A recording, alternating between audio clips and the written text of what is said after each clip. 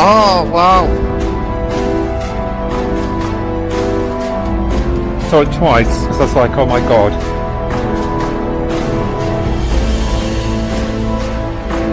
That was just weird.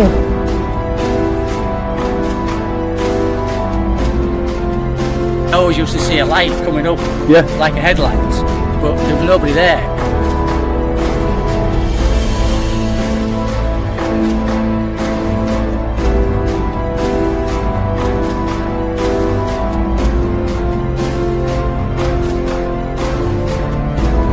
Oh, it's just disappeared.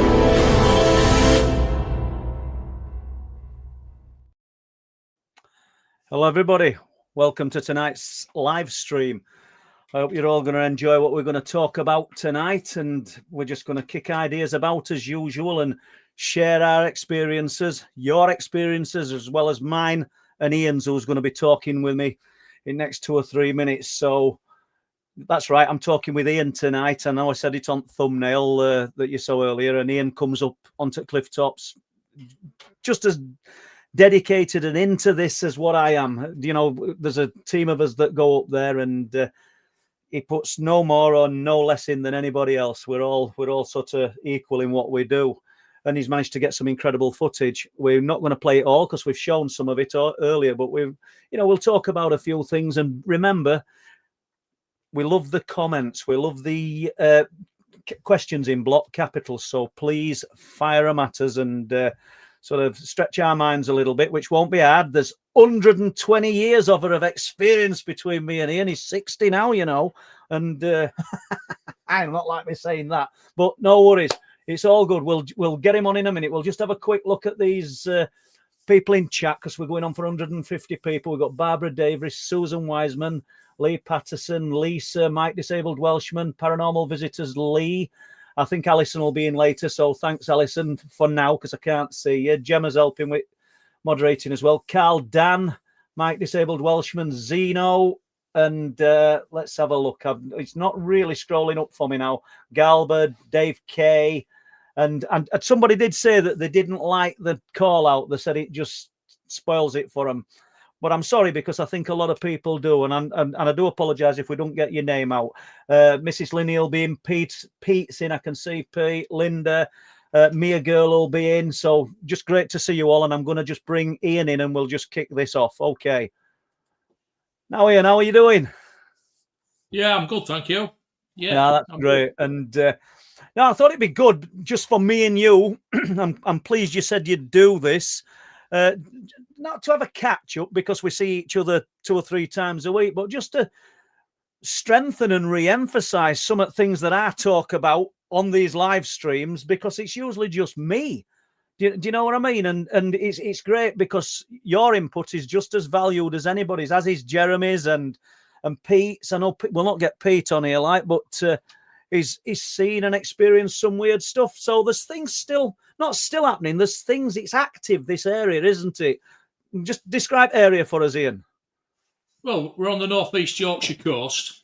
And where we predominantly stand is near the RSPB Bird Reserve. They range anything from like 300 to 420 foot cliffs high, sheer cliffs. So one way you look behind, it's just nothing but the North Sea, Scarborough and Whitby in the not Whitby, Scarborough and Filey in the distance. And then behind us, it's just open countryside. But there's a rather large sort of like mound reasonably close to us that does block any sort of like any other lights from any of the villages and whatever in the distance. So it's pretty black up there most of the time.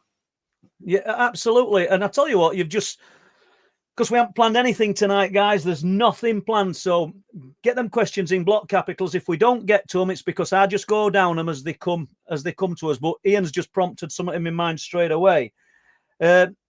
You know, we've watched TV programs like Skinwalker and noted that there's little time slips and anomalies that happen in these locations. And I maybe ought to have had some frame captures up, which Ian sent me in past and Jeremy. But like I said, there's nothing planned. We've gone up there, Ian, on occasion, haven't we? When you've had your phone sort of trackers on that'll tell you where you're going. just so I suppose your family can see where you are and everything, everything's safe. And it shows you having a journey to Bempton Cliff Top, should we say, meeting up with us. It doesn't show that, but that's basically what it is. You go to the cliffs, we get in a fixed place. When we're there, we don't usually venture very far. And we've had some strange, quirky anomalies up there, haven't we?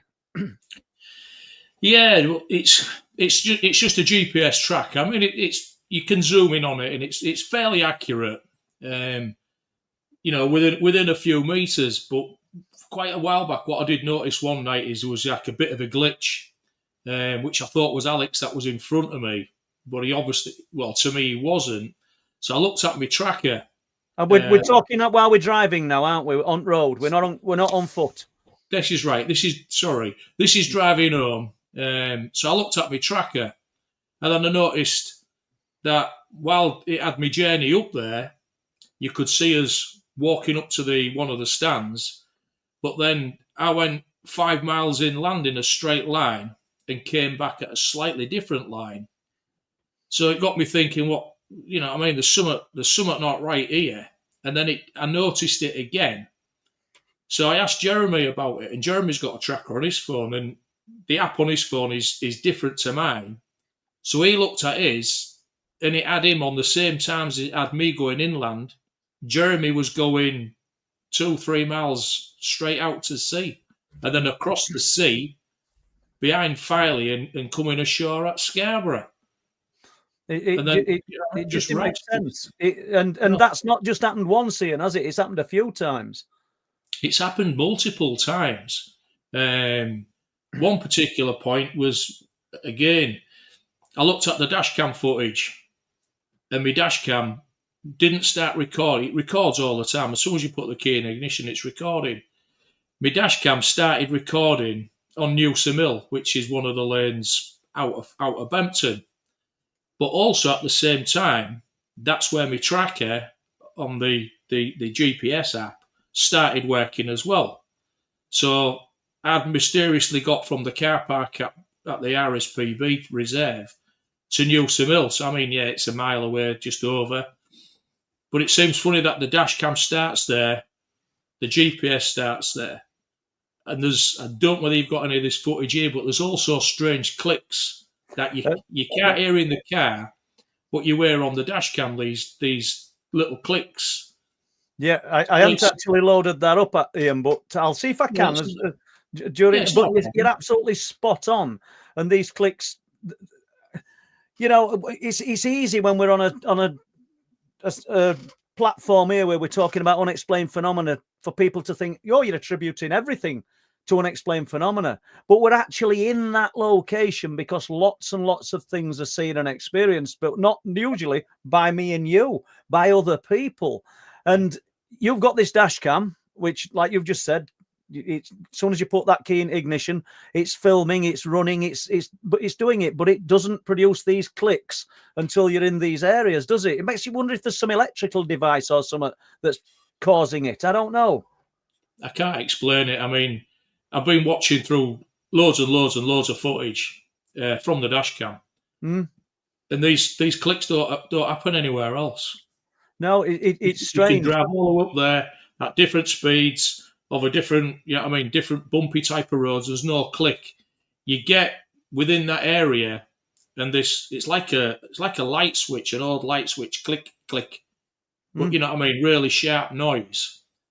And it's just strange that the dash cam and the GPS are sort of like working in harmony together, and there's bits of road missing, bits of footage missing, and then the data starts and stops. It's odd. It is odd. And then if we jump to Jeremy, who's probably watching this, because I did want him to come on and share a few views with us, but we will get him on eventually. But he does hundreds, if not sometimes thousands, or over 1,000 miles a week, and he's got the dash cam, he's got the GPS, and the only place that his tracker acts up is here, in that location or getting close to that location. They show multiple journeys over the course of like 2 to 4 hours, don't they? Lots of journeys, as though we've travelled. I say we because we're there as a collective. We know that it's only recorded on Ian's car and on Jeremy's car, but it's showing multiple journeys, and I can assure you, he's not left the area where we're all sort of stood observing. So like we said, if you've got any views on that, people, I'm just going to scroll down just in case we want some comments. What's your thoughts on that? There's plenty of people in, but let's have a look. I don't see anybody's comments on that, Ian, at the moment, unless you've not put them in capital letters, although I can't believe it. I'm scrolling right down now. And Zeno asked us the thoughts on the Atlas, the comet. Right, let's have a look. We'll put this one up. Linny, what's your skincare routine? You're never 60. No, I'm 87. 87, and he's had an hard life. Yeah. But I see 14, that 14 mentally. I think we're all that. Right, let's have a look at this. So we'll see what this is. Anyone see the big ball of light screaming across the sky Tuesday night, 9:30? It went from the horizon to the other in 10 seconds. Well, with that, we're going to rule out space station there then, Greg. What night did he say? Tuesday night. No, I'm afraid I didn't, but other people probably did, or somebody will have done, Greg. So it's out there now if anybody in chat's got anything to add to that. So, yeah, I mean, we see loads and loads of satellites. It's almost like, it's like looking at one of them, what do they call them, Petri dishes under a microscope. When you actually look up there with Psionics cameras, it's buzzing, isn't it, with life? If you can call it life. Because we've said it a few times, we're up there and you're looking and you hardly see any satellites. And then the next night, it's absolutely teeming with them. They're going in every direction. Absolutely. Yeah, shapes and sizes. I mean, that was a weird one that you managed to film of it that last night, and I got the tail end of it, didn't I? Yeah, that came from the east. Yeah, so we'll throw this out to you guys in chat because you might have more idea than us. It's coming from east. It most likely was some kind of Starlink, but we filmed Starlink up there, and there appears to be big gaps between these spheres of light, and we know what we're filming. But this is almost like a little train with two very, very bright ones in front. Do you know? Yeah. I'm falling short here because I could have uploaded that bit of footage tonight. Really, is that what interesting, weren't it? And yeah, that's right. So we got Gavin. Still crazy. Hi, Ian, have you ever seen or had any reports of Tic Tac type UFO sightings in the area? Well, not like a daylight sighting up there as such. That I could say that was like a Tic Tac, but we've seen quite a few strange things that have been given an heat signature off. That do appear to be very similar to a Tic Tac, if a Tic Tac does give a heat signature off, but not like a daylight sighting or anything like that, but definitely on thermal, and we've got footage of that on thermal. I know where you're going with this because I was thinking of it, and you probably think you're probably the thermal of the object traveling across the sea that we got for about 12 minutes. Yeah, which is a small sphere of light, and you can see birds. And remember, it's thermal. You're not looking at something in 6K when you look at a thermal camera, but you realise you're looking at an object there that's throwing an heat signature out, and you can see the birds scattering that are on the surface of the sea as it's travelling. Interestingly, I filmed it, and my camera's it's all stammering and stuttering. It didn't want to know. But yeah, that was a good bit of footage that you got there. Yeah, your pulsar's been really. Over the years, it's been very reliable, hasn't it? It has, but yeah. On a couple of occasions, I think it started with that it gave the impression everything was all well until you watched it back and it only had the audio. It's strange. But it's just maybe it's like rest of us, in it. Like I said, there's 120 years between us, 122 years experience here, and as we get a bit older, everything starts to hurt and everything needs repairing. We're becoming kit form, don't we? We've got glasses on. I ain't got hearing aids, but we get all this stuff, don't we? New knees, new hips. We're all kit form. There's no wonder that when you think about it, weren't it? Russian leader and and the Chinese leader, and they were talking about being able to live till they were 150. They were overheard talking about it. That's incredible. But by replacing sort of parts that just get worn out, it's no different to an old car, is it? Yeah, your pistons soon start getting worn out, don't they? I think I'm an old Morris Minor. But let's have a look. Let's just go down a bit and see if we've got any more of these questions, because we do get hammered if we don't. So let's have a look. I think we've got this. What are your thoughts on, if any, regarding the invisible spherical object at Skinwalker Ranch? Well, I don't know about it, to be honest, Gavin. Do you, Ian? Yeah, I've seen a bit of it yesterday. They're calling it a sphere, whether it is a sphere, because they've had all sorts of data coming back from different little drones and rockets and things that they've been putting up there, and it does appear that there is something there. Right. What it is or not, I don't know. I mean, if we had that sort of technology that they've got up here where we are, I think it'd be, well, it won't be a few little bits and pieces on the show. It'd be full of it. But yeah, do you know, guys, we're not, well, down to me, really, we're not failing you by not showing you loads of footage tonight, because as you know, Ian managed to film that sphere on that hillside, which is probably one of the best bits of footage I've ever seen in my life. And I know that everybody who's seen it thinks the same, but I ain't got it up to show tonight. Do you know, we kind of, we're a group of people, and when I go to conferences, it kind of rings true as well. And if Ian speaks at a conference, I don't think he's going to be speaking about the same thing twice. It's brilliant to mix it up. So we've got a few things to show you tonight and talk about, but I do realise that some programs and some websites, they'd be just caning that footage and the orbs that we've managed to film over the years. But yeah, I think we've got footage of things. It's easy to say, so I'll end it there. That's as good as anything in the world. So let's just have a look at this. Let's have a look where we've got here. Hi, Paul and Ian. What's your take on the self-illuminating eyes that are non-fathomable? Is it possible they could be some kind of automated vessel or probe relating to some cryptids that seem to hover? Oh, God, I've no idea. Paul, all I know is that when we made Wolfland, myself and Les, there was a lot of the people who got in touch with us, and some of them who didn't go on the film, that talked about when they'd seen these things, the eyes of these, we call them animals, call them whatever you want. I don't know what they are. It was self-illuminating, no torchlight on them. It's almost like bioluminescence. So I don't know how that works. I really don't. Have you any thoughts on that, Ian? Well, the only thought I've got about is sometimes when people say it had red eyes. The only thing that I could think that was, if it was man-made, was possibly some sort of IR. So whatever it is, you know what I mean, got some way of, you know what I mean, projecting IR out.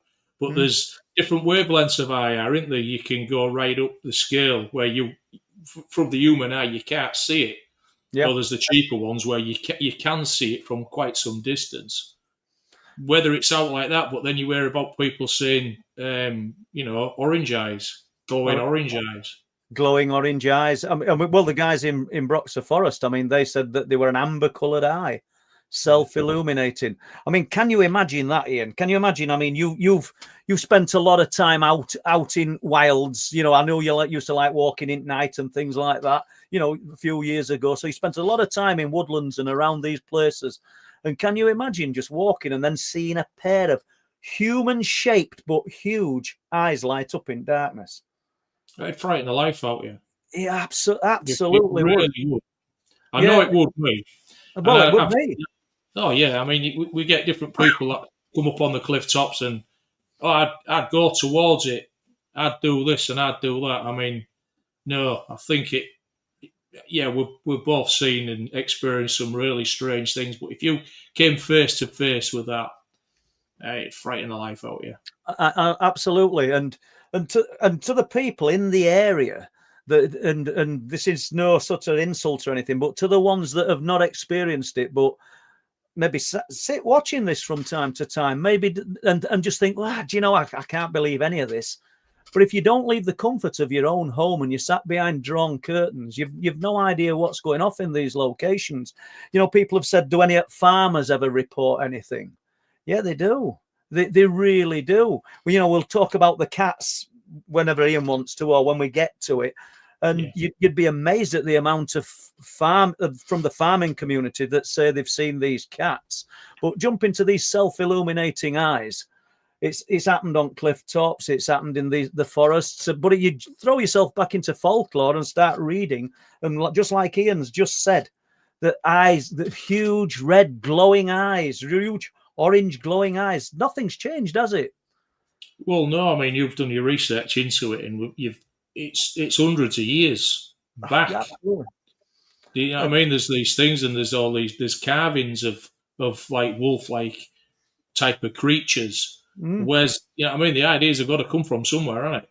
Absolutely. It's all, you know, grains of truth in all of these things. So Deb Shaw's got a question here. We're jumping. Those GPS anomalies happened at the Meadow. So I'm just in case Ian's not familiar with it, we're talking about the Meadow. You are familiar, are you, Ian? The Meadow Project, yeah.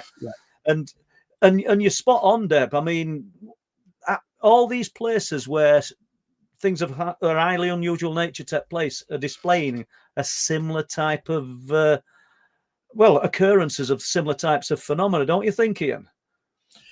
It is. I mean, these are the ones that's been documented.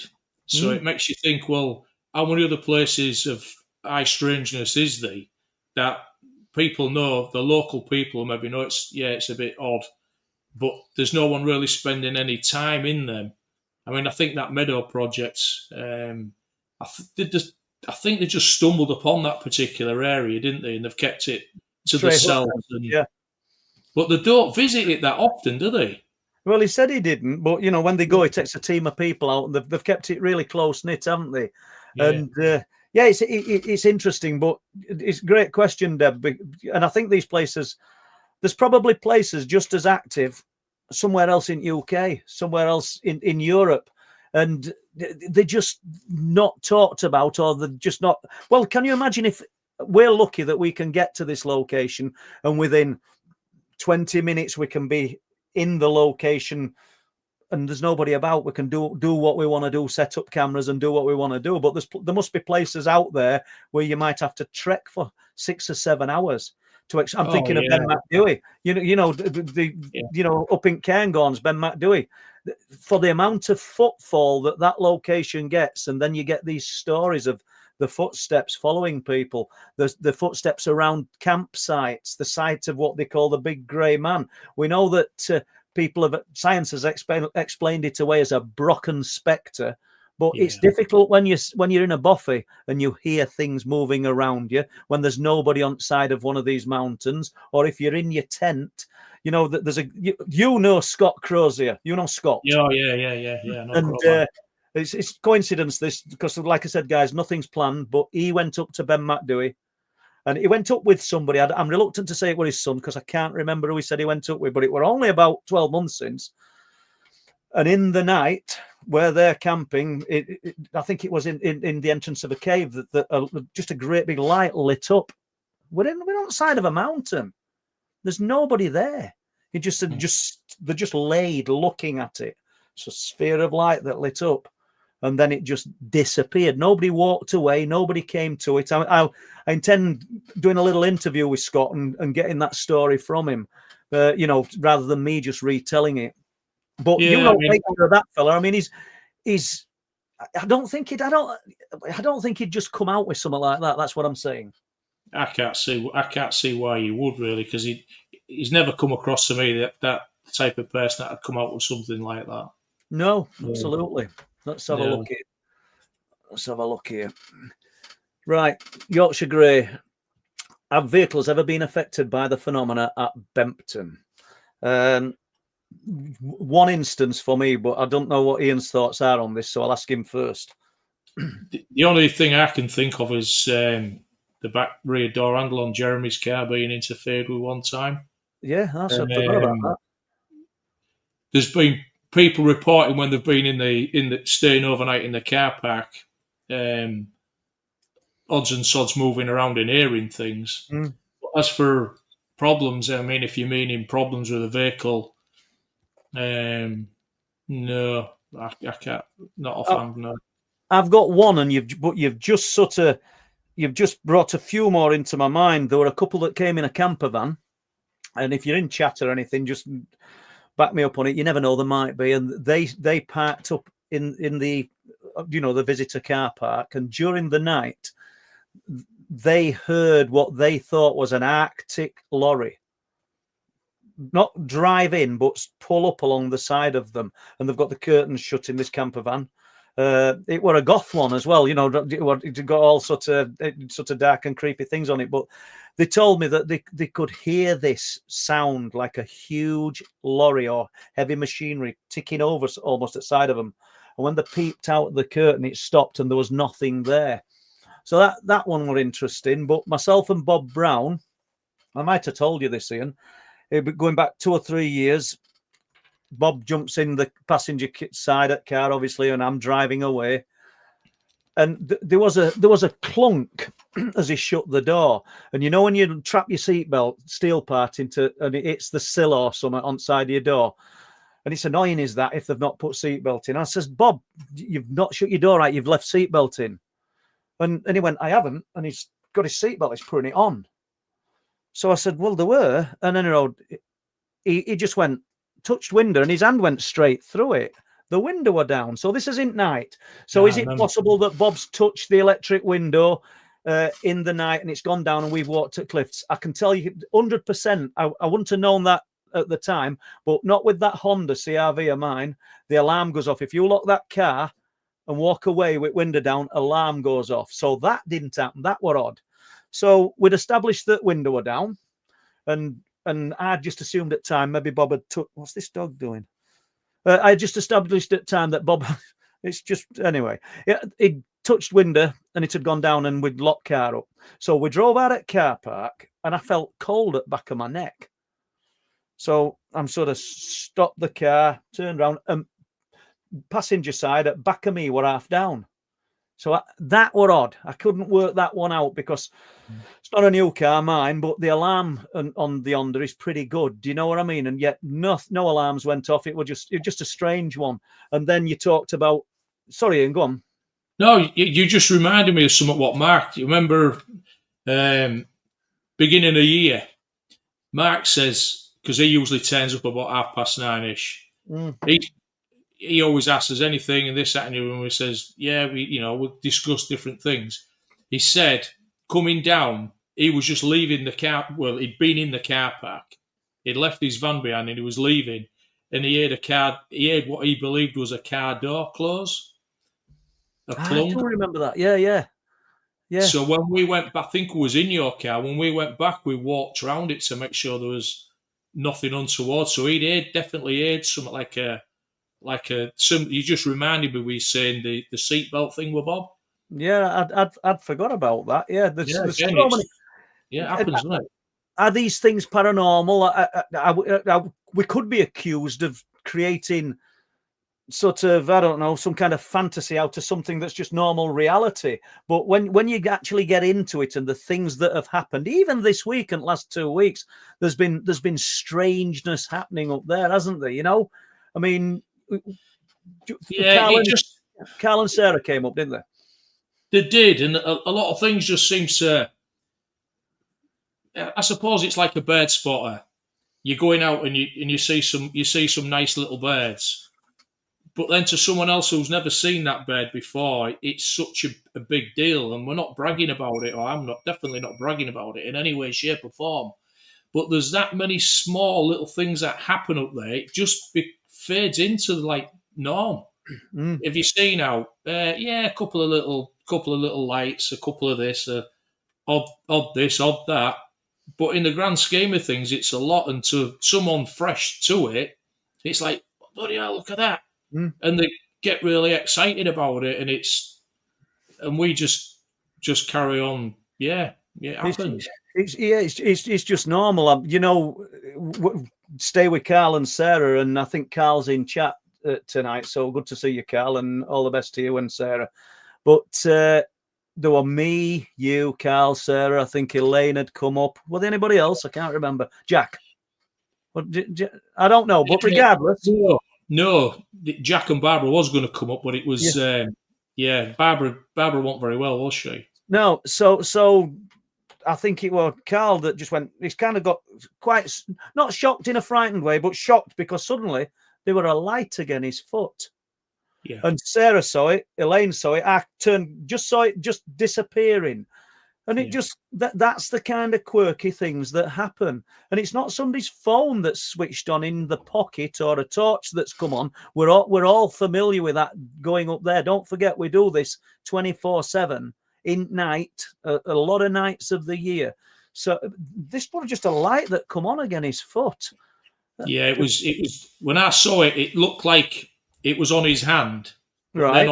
But then on the deck, because there was two people who would come up to speak to you that was just coming up the path towards us. And my first thought was Carl had flicked a torch on, like, just to let these people know in the darkness that we are there. And then it didn't do it again. And it was like, was that you? And he says, well, I thought it was you. And I was like, no, he says, well, he thought the same as, what I thought. Mm. But he said he'd seen it 2 or 3 times earlier. Yeah.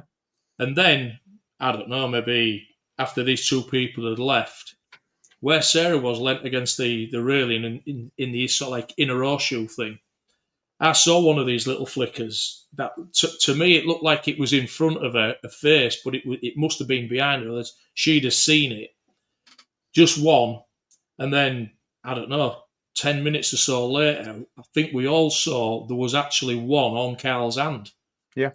And I was like, I didn't see that, to be honest. No, you didn't see it. But he had his thermal in his hand, and he straight away said, "Well, it's your thermal." He goes, "No, it's not even turned on." He said, "I've just picked it up because I'm going to turn it on." And then he turned it on, and when it powered up, the first thing that lit up on it was a green light.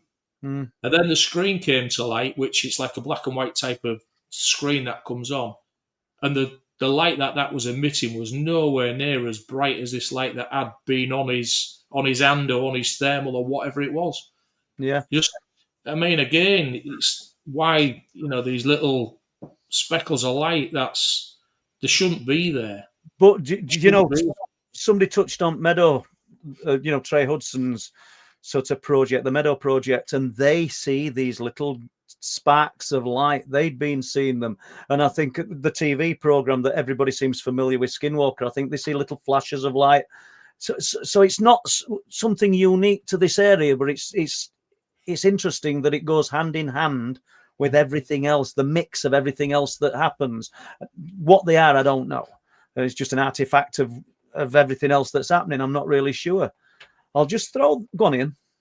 Yeah, just what I was going to say is, there was that chapel was up there before.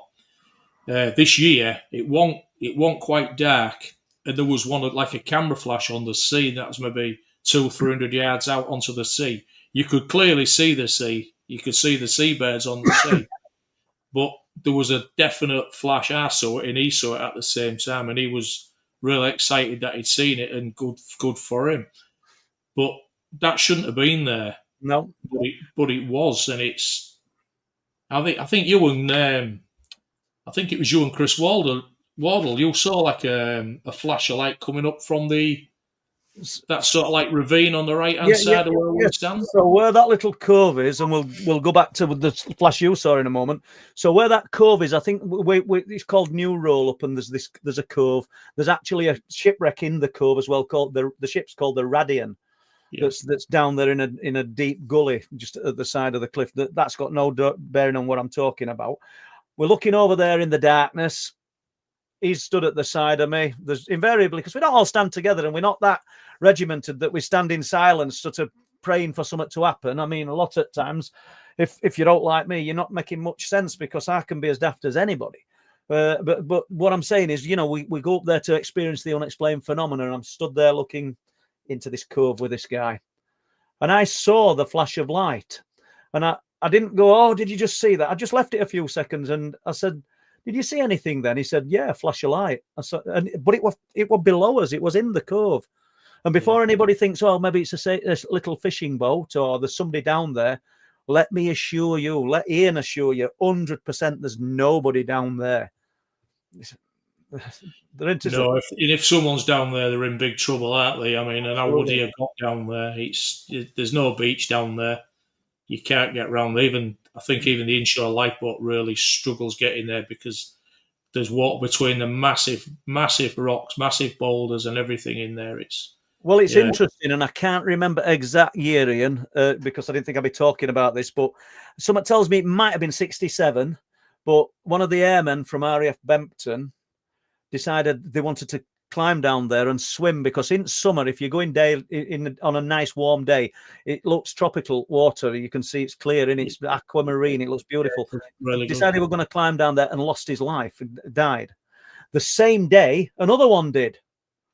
Another one lost his life, and the RAF then put rolled barbed wire all the way around it and banned them from going down and swimming in it.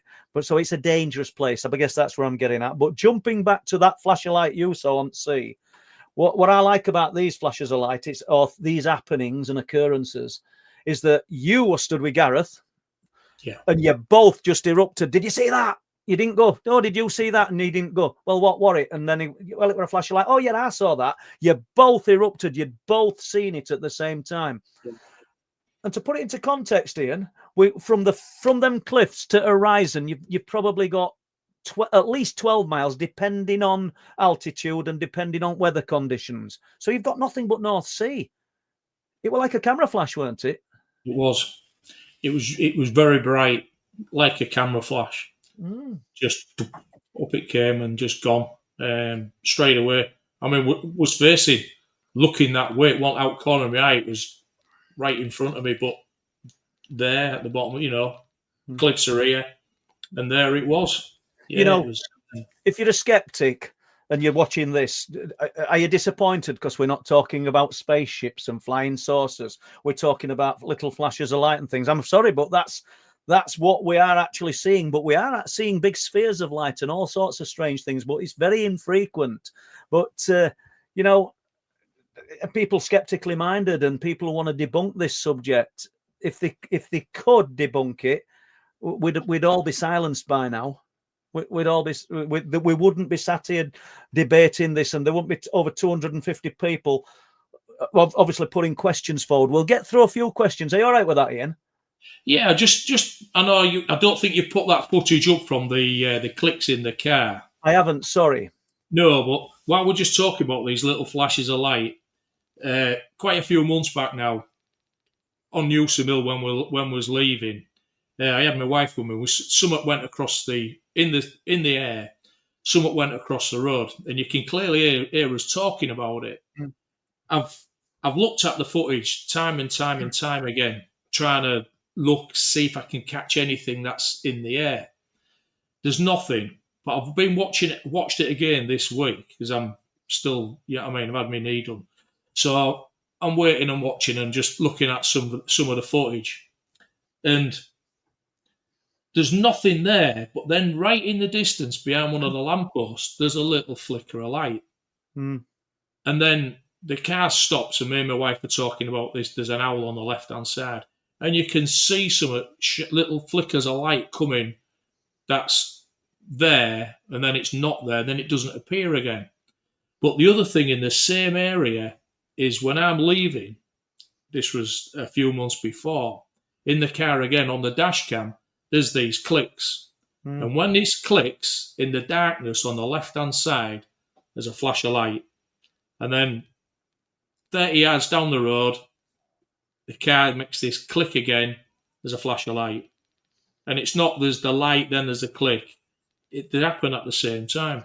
Whether these little lights and these clicks are anything to do with each other, it just seems a bit coincidental. But I just thought I'd put that bit on while we're talking about the flashes. You're absolutely right. And I need to say why I haven't played it, because it's not happening and not there.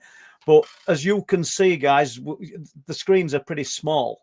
And I played them today, and sure enough, they're there, but you can hardly see them. You need a big screen to see the. As there's a click, there's a flash of light, and I don't think that it showed up on here, so I don't think it's doing it justice to do that. I'll just put this up here, and if that's okay, this is probably in a different direction. So, Zeno, I noticed at the Awakening, several of our GPS systems were taking a lot of us in the wrong direction. Got a little suspicious. Probs nothing. I didn't know that, Zeno, to be honest with you. No, I didn't know that. I know if I'd have had to drive, I'd have gone in the wrong direction, because me and directions aren't very compatible. I'm poor with that. So let's have a look at this. Let's have a look. Evening, Paul and Ian. Any more about the anomaly on the level crossing? Do you know, and we've not put these bits up because we thought every time Ian's come on, we've put the same things up. So we deliberately didn't, and maybe we should have done. So those not familiar, just run us through this for us, just if you want, Ian. Yeah, I mean, it was quite a few months ago, was that now? Again, Newsom Hill. It's just, me and you were just talking, and I saw some on the crossing, well, in front of the crossing, it just seemed to be there, and then it shot off to the left-hand side. And I shouted to you, did you see that? And no. So looked back at the dash cam footage, and it took me a while to catch it. But once you've seen it, you can't unsee it. There's something that's just in front of the crossings, the signals of the crossing, and it stands up or whatever it does and shoots across to the left. And we've been and we've measured it, and the height of this thing to the bottom of that crossing, the light is 8 foot. This thing is higher than that. Yeah. So, and when you look at the stills from it, you can see the light from there's a street light there. This thing is behind that, so it's between the street light and the crossing. So it can't have been something that was a lot closer, giving the impression it was, a lot bigger. So we know it's there, but where the wall is, at the side of the crossing, there's a fence, there's a wall, then there's a fence on top of the wall. And that must be, I don't know, maybe 12, 14 feet. And this thing's gone towards that. Whether it's cleared it, gone through it, who's to know? But then what finished up happening is I give that footage to Paul, and Paul looked at it. And then literally he said to me, "Sir, you need to come back down and have a look at this. There's something else." I said, "What do you mean?" He said, "There's something else." So Paul had sat there, looked at this. After you see this thing go across the crossing, on the left-hand side, because I do slow down, I wasn't driving fast anyway, on the left-hand side, there's what appears to be in the gap. It's like a broken bit of an edge line, some hawthorn bushes and whatever. In a clearing, there's nothing there. There's hardly anything there. There's something that's, I don't know, maybe 8, 9 feet tall, just like stood there.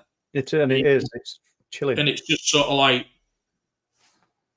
as we go past, and it was, we're talking about it literally later on that day, and we're driving to Bempton. It's broad daylight, and Paul says to me, he says, "You know something?" He said, "You slowed down." I went, "Yeah." He said, "That could have just bloody reached in and grabbed me." And I said to him, I says, "Don't pack it in." And he went, "What?" I said, "That's frightening the bloody life out of me thinking about that now." I said, "It's broad daylight, but just thinking about it, if we had a stopped, what was that?" And that was stood there. It's odd, and I've got a few screenshots we've zoomed in on it, and I've shown it to quite a few different people. That's popped up on the cliff tops, and nearly everybody, when they look at it, they all come out with the same thing. It gives the appearance of something on 2 legs with what appears to be a snout and a bloody great big set of ears. Yeah. And for the people, once again, we're talking about this, and we do have the footage, and obviously it's not going up tonight because I've not put it in. But for the people that are interested, who think, well, they haven't showed no footage, go over to Last Transmission, the podcast that I do with Chris Turner, and just scroll through some of the films till you get to me, Chris, and Ian talking, and it's on there, and you'll be able to see what we're talking about. And it can't deny that there's a head passes those two red lights that flash when the crossings go down, and you know that they're flashing. And it's over 8 foot tall because it's 8 foot at bottom at light, and you can see it pass. And it literally must run into a wall, and it's gone. It's a strange one. So thanks for that question there, Steve. And let's just have a look at this. Des and Michelle. And I do apologise if we miss a load of questions here, guys, because I'll just do them in order. There's nobody getting any favouritism. So if you don't get your question asked, it's just because we've not got to it. Could it be military equipment underground affecting electrical things? I suppose it could be. But I don't know. Yeah, it's possible. I mean, but why would it? If it was, there'd have to be a long way underground, because we started calling Jeremy Jesus because he was quite often walking on water. I was going inland. He had his sea legs on, and then one particular time, it's taken me from that stand right across. And when you zoom in, it actually had me appearing. Well, the signal appeared in the cafe on the seafront at Unumby. Yeah, strange. You can zoom in on because it's got maps on it. You can zoom right in. And Dave Barker, not Dave, sorry, Zeno. Dave Barker says a magnetic anomaly, maybe, and it could be. We're in a negative magnetic zone on Bempton Cliffs. There's a thing called the Bempton Fault, and that's in a negative magnetic anomaly. Please don't think it means that it's something dark and sinister. It just means that the magnetism isn't great. But I don't know. I really don't know what's causing it. Let's have a look. Let's just do a little bit. See, Al Durham's in. Good to see you, Blue Shift. That's Jonathan Chapman, Mel Suter, Gemma Sinclair. I think I know her. Tony Dixon. Let's have a look. Lisa. What is a Tic Tac? Jane says, what is a Tic Tac UFO? It's the name that they used at the congressional hearings. That's what the name that they used, Jane, for this object that some of the, I think it was HMS, was it the Nimitz? So the warships had seen this object. Yeah. It was a Nimitz class aircraft carrier, wasn't it? Yeah, it's like a Tic Tac shape. Yeah, it looks like a metallic, or like a can of Coke, really. Yeah, but with a rounded end, like a Tic Tac mint, but it's comes across like a silvery colour. Right, I think most of the footage has been in thermal, hasn't it? You what? Sorry. I think most of the footage has been in thermal, hasn't it? Yeah. And we'll put a bit of thermal up in a moment. We've just got something that Carl filmed, and if Carl's listening to this, it's similar to Ian. The first, in fact, we'll do it in a moment. Then the first day that you got that thermal camera, and you got that incredible footage. Once again, there's going to be people not listening who's never heard this and thinking, "Listen to them talking about it," and they're not showing it. Seriously, guys, this is a piece of incredible footage, and if you just look through the films on Truth Proof, you will find it. Look on the Truth Proof YouTube channel, you'll find it, and you'll see what I mean. But Carl did the same thing, Ian, didn't he? He got himself a brand new thermal camera, unfamiliar with it. The field of view is pretty tight on a thermal, so if you've got to hold them really steady, which is a learning curve, because I didn't, and I were all over the place, and I still am to some degree. So that's what you're going to see with this. But Carl's looking towards the hill, this mound that Ian talked about earlier, and he's talking about he can see something at the bottom of the hill. Now, when I show this, you guys might be thinking it's a car. We've got something to say that show you that it's not. So shall we put that up, Ian? Yeah, I think that's a good idea. Yeah. So it's just all these are short because we don't want to just leave you guys in minutes and minutes of silence. So this is Carl. First day he's got his thermal camera out up there, and he can see something on thermal, but forgive him for moving all over the place.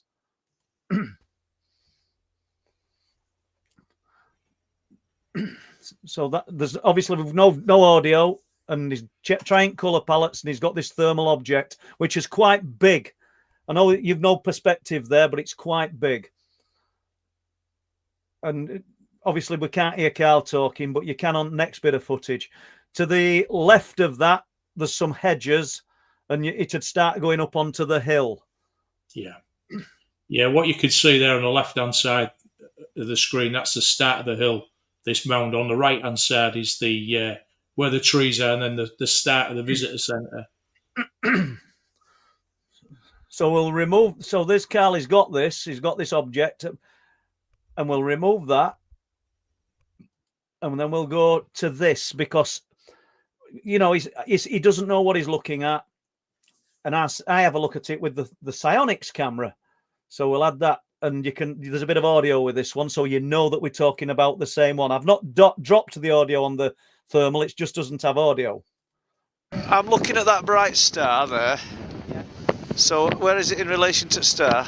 It's almost directly underneath it. Underneath it, there's nothing there. And I've definitely picked some up on this. Are you using thermal there, yeah. Cal? The Psionics didn't pick it up. Yeah, well, I've got Psionics on that now. No doubt wind's going to play havoc with this audio, but tough. So directly under that star, on thermal, you've picked a box type thing. So you get the gist of that, guys. It's not giving us proof of alien visitation, but it will go. I think that's a good exercise when we're up there anyway. Anybody films out with thermal, try and get a decent night vision camera on it. But that was his first attempt with that camera, weren't it? So what he filmed, I don't know. Yeah, he's done well. I mean, you can't get a car in there anyway because it's all sort of like tussocks and all sorts of stuff. And if it was like a 4-wheel drive vehicle in there, we'd have known it was. But possibly get a tractor in there, but that wasn't a tractor. Well, you'd have seen it. We'd have seen it with Psionics anyway. You'd have seen it, yeah. You'd have definitely seen it. And for the people that think, oh Christ, it were a pretty poor bit of footage, because I tend to think that myself, and I mean that with our film as well. But then I'm sort of lifted a little bit when I look at these TV programs where everybody's raving and you're just seeing little globes of light. Do you know what I'm? You know, it's so. Yeah, it's easy to be critical of people when they, I mean, they haven't had a thermal camera in their hand and you're trying to fight the wind and keep yourself steady because you can see something and you're trying to keep it steady, and it's not always easy, and especially on the first. His first foray out with it, he's done really well. So we've got, let's have a look. Dragonborn. Here we go. Linny, what do you think is behind the phenomena? Is there any possibility it's linked to Paul's experiences as a child? Before Linny answers it, I don't think this is, to be honest. I think it's been there long before I arrived in the area. Yeah. It's depending which bit of it you want to go down, because we talk about this quite a lot with various other people, rightly or wrongly. Personally, I think there's multiple things that's up there, and I'm saying things because I haven't a clue what they are, and I don't know whether anybody else does. I think personally, some of it has been there for a very, very, very long time. Some of it's more recent, some of it's in between. Some of it might not even be from here, but I think some of it is all ancient. But the other things, I mean, some of the stuff that you see flying around about, who's to know what that is? I mean, that could potentially be military tech. Who's to know? Who's to know? I mean, it's just that it varies that much. It really does. I mean, we've talked about this a lot. I mean, I don't know whether you want me to go how far you want me to go down this rabbit hole, Paul, but just keep going. Recently, I say recently, over maybe the last year or something, there's been more of a spiritual type connection up there with various different people and different people who's got mediumship and they're sensitive to things. We're all coming to nearly a similar sort of, I don't know, explanation, if you can say it that way, of what's there. Some of it, I think, and I've been told, tolerates us. Some of it gets quite cheesed off that we're there. We shouldn't be there. Some of it, if it had the strength, it pushes off the cliff. And some of it we have an interaction, but it's funny. Some of it is funny. It pokes. It comes across to me that it pokes fun at you, and some of it it's tested. It's trying. I come away from there sometimes and I think, is it really worth me coming up here if I'm going to be having to deal with that? Yeah. And but I think it's most of it was there long before you was there, Paul. 100% agree. I think as a collective, and certain times, you know, new people will come. The one, and I don't mean all the special or anything, but if you're going with like an excited expectancy, it's almost as though you do connect, and it gives you some kind of recognition. It really does. It's happened like that so many times when new people have come up, hasn't it? Very much so.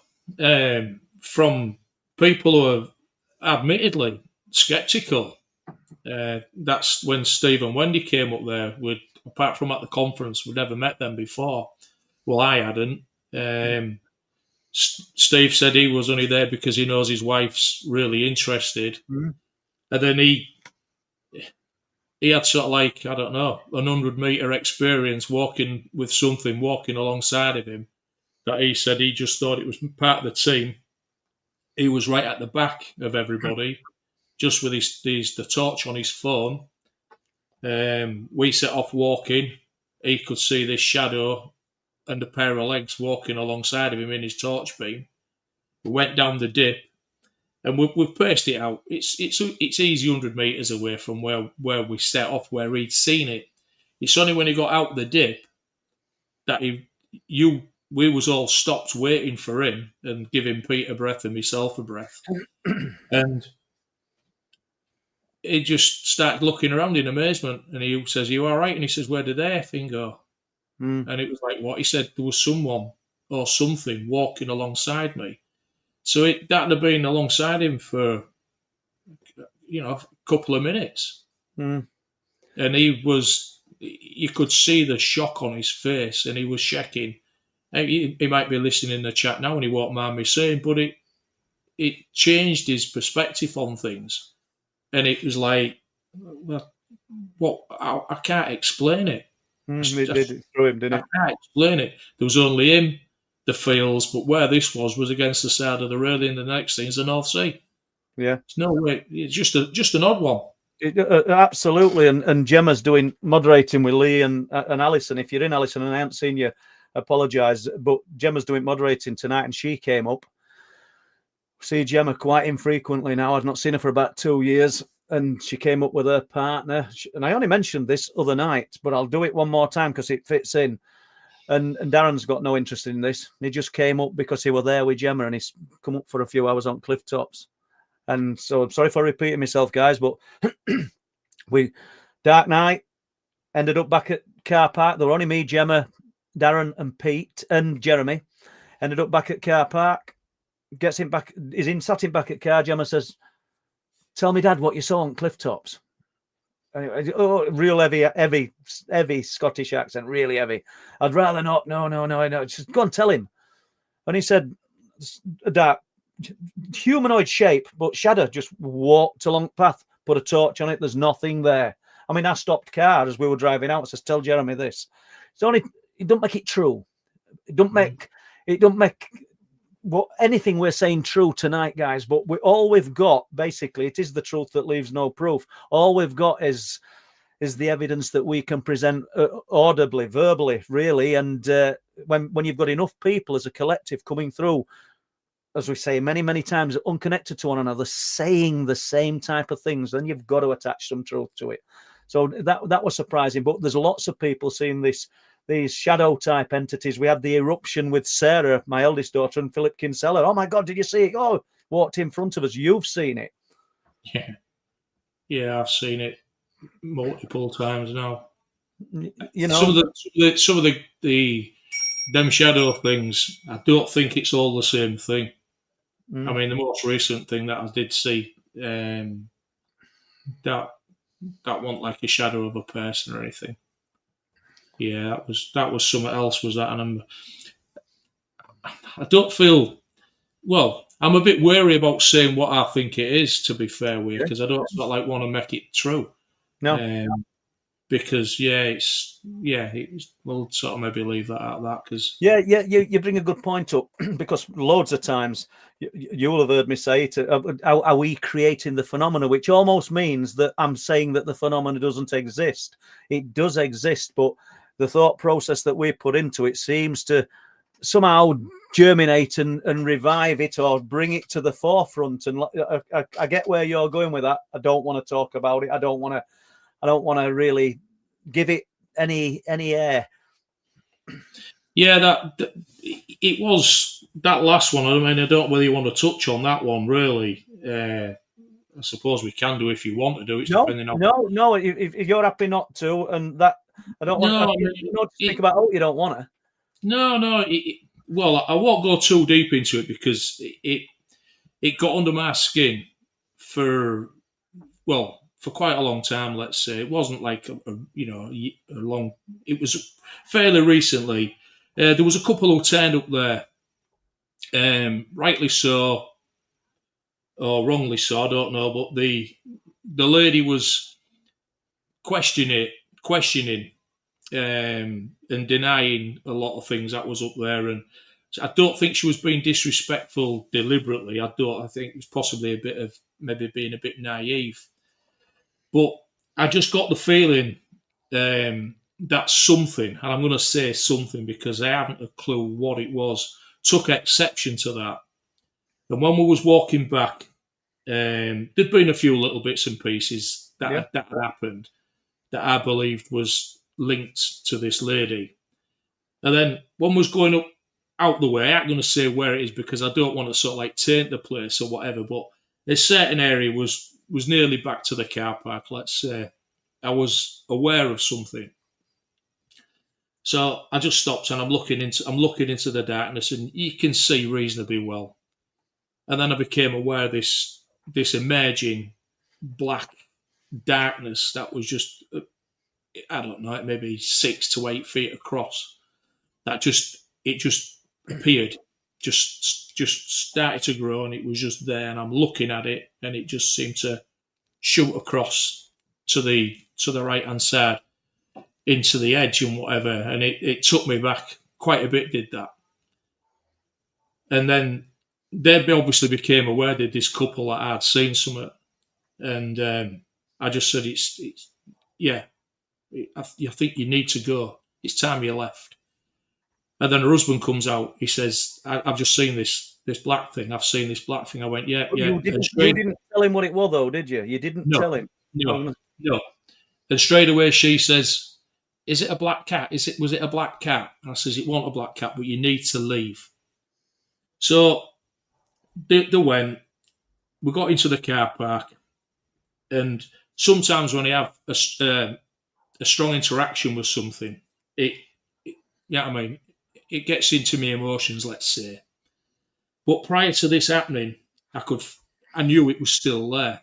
So I'm looking. When I jumped a little bit there, I'm looking down into this area. They'd gone. And I still knew it was there, but I couldn't see it. So I took a step forward and I told it something off. And as soon as I said that, it was just like a ball of energy, massive energy just came and faced straight back at me. I couldn't see it, but I was just aware of it. And I took a step back from it, and I sort of like, rightly or wrongly, I acknowledged it, and it went. So when we got back into the car park, this lady's asking me, and I really didn't want to tell her. I didn't want to talk to him about it. It was like, it's hard to put my finger on it exactly. It was like they didn't deserve, or she didn't deserve to know what I'd encountered. And I just really thought, and I'm sure, and I'm down to me, I'm being genuine here. I think I took one for them. It was making sure there was going.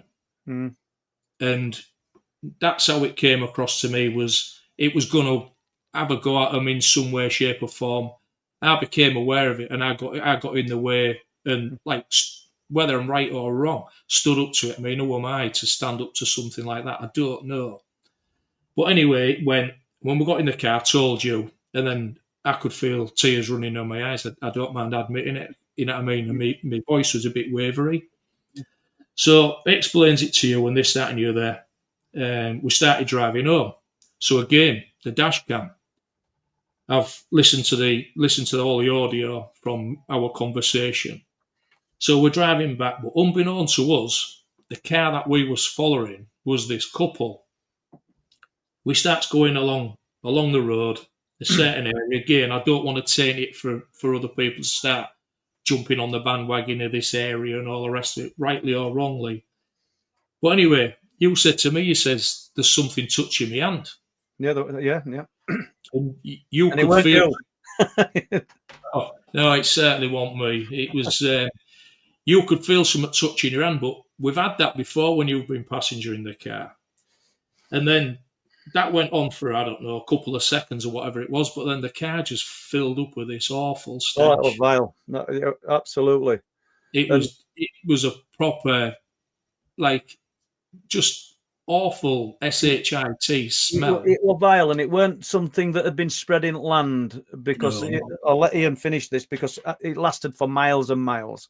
Yeah, it went a long way, and eventually it went. This car, their carry straight on. We turned left.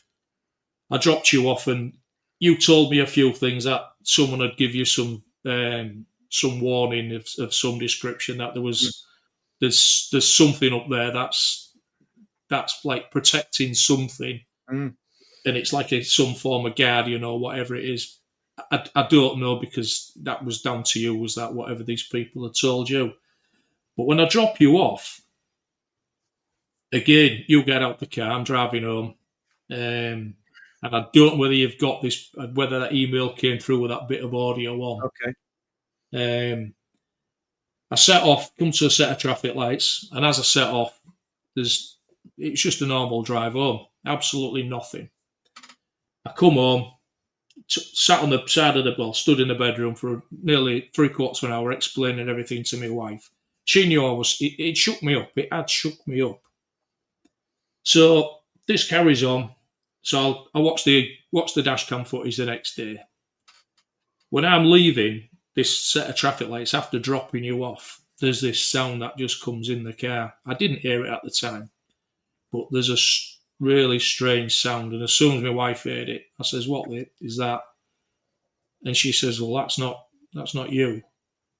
I played it to my mum. That's not you. And everyone who's heard it have all saying the same thing. It's hard to describe what it is. I mean, I don't know whether you've managed to get a bit of that, Paul. I haven't, to be honest, Ian. But what we'll need to do is maybe not this Sunday, but Sunday after, we'll play a collection of everything. You know, all the little bits that we've talked about here. And it's a grumbling, almost groaning growl that you can hear. I mean, if I'd have heard it in the car, yeah, I mean, I'd have been out of there. It's strange to, for it to hear it, but again, the dash cam's picked it up, but it doesn't quite end there really, because I spoke to you about speaking to these people again, and they came up the week later. They come considerable distance, and I managed to get to try and. It was like I needed to school them, or certainly the woman, and just say, look, just be a bit more respectful. There's people up here that are aware of things, multiple people that have seen and felt things. It was like being a football supporter, and you support Leeds United, but you take your friend who's a Liverpool supporter with you, and he's waving his flags, and he's getting under he's getting under the noses, let's say, and peeing them off.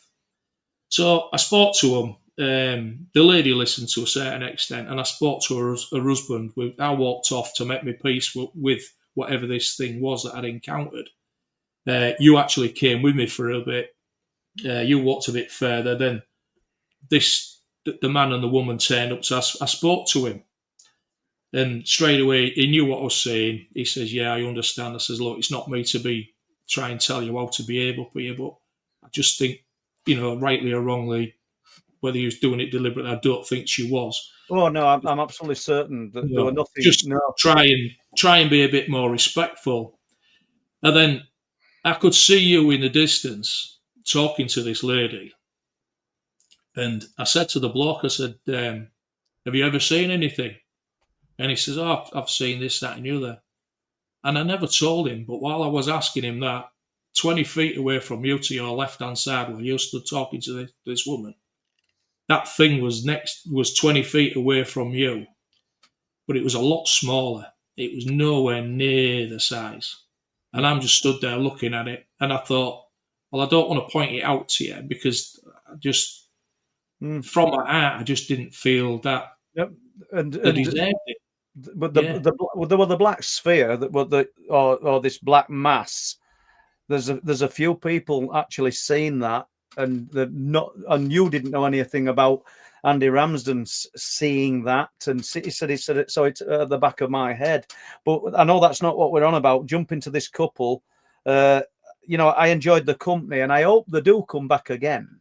Yeah, I think what it was, I don't know, over expectancy maybe, or maybe not even expecting, maybe opposite end scale, because it were almost as though part of her didn't want to believe what were happening, because she said she'd seen an orange sphere of light near the fence, and it were almost as though part of her didn't want to believe what were happening. And I don't know, it were a difficult one. It were a difficult one because they were really enthusiastic, these people, and I wouldn't want it to put them off coming up again. But you said, you've got to be aware of what it is that's up there. There's something up there that it's got a flip side. It might be the same thing we're dealing with, and it's just showing many different faces. Definitely. I mean, I'm not meaning, to have a dig at him in any way, but it's just because it finished up being quite a personal encounter for me. I didn't enjoy it. No, not at all. No. People might be thinking, what's he on about type of thing, but yeah, it could have got to that stage where if that hadn't have sort of like backed away, and it starts doing it again, I think it'll be seriously. Well, I think I don't need to be up there anymore. Yeah, I get it. It was a very strong presence in a strong reaction. I don't know. It didn't take too kindly me to telling it to bugger off. Let's say. Well, you did, and that's that. So let's just do this. It's not a question so much. Jonathan Chapman. Hi, Paul. Did you see you got praise from George Knapp and Jeremy Corbell's latest podcast of Weaponized? John Priestland was a guest and praised the Night People. Well, thank you, John Priestland. And that's great, isn't it? Because it's a great podcast, George's and Jeremy Corbell's, and they were praising Night People. I'll briefly get that in. If you want the books, truthproof.uk. I've got to do it, Anna. Or go on Amazon and you can download them as a Kindle version.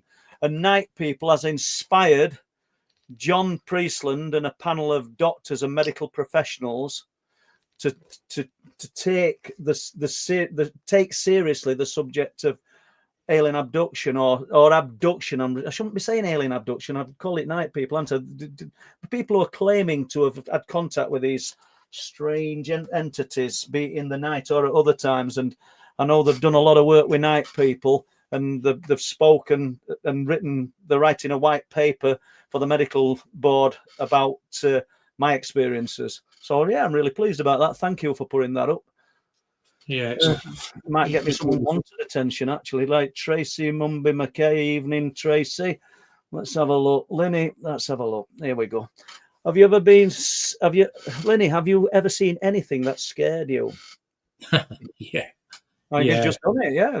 Yeah, quite a few times. Quite a few times.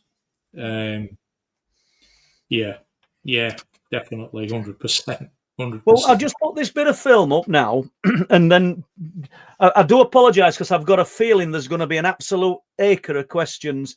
Can you say acre? List of questions that we're never going to get to.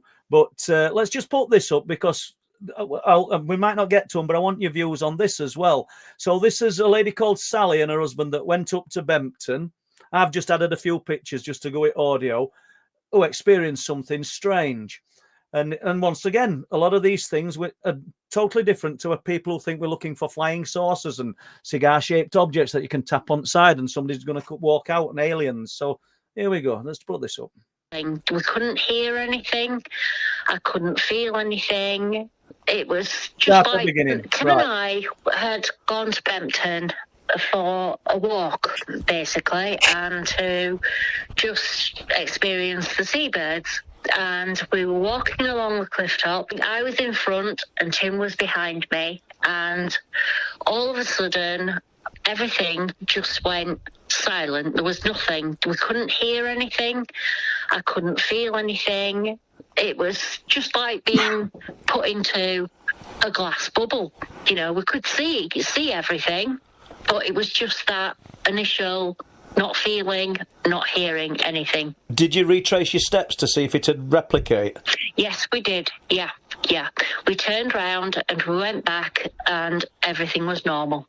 Just incredible, really, that it happened to us. If that's what a portal is, then perhaps we did enter it. So I'll throw that out. What do you think to that, Ian? I think you maybe not heard that before. I'm not sure, have you? Yeah, you did it. I think you did a short on it. I think Right. Okay.